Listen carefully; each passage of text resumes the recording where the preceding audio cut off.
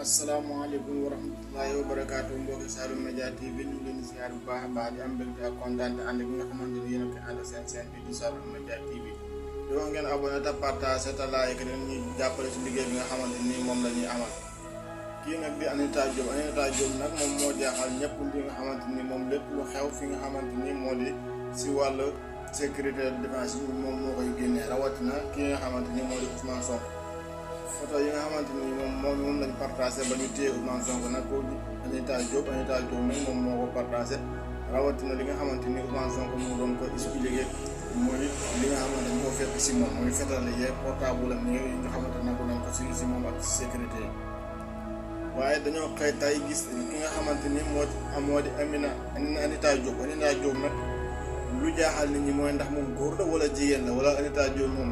journaliste la wala civil la wala sécurité la.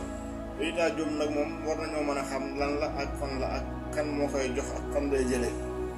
loolu moo doon na loo xamante ni jaaxal na aw askanu Sénégal kii di Anita Diop moom lan la doon fii si Sénégal ba xamante ni lépp loo xamante ni sécurité yi yor nañ ko Anita Diop moom moo koy njëkk a fesal li nga xamante ni sécurité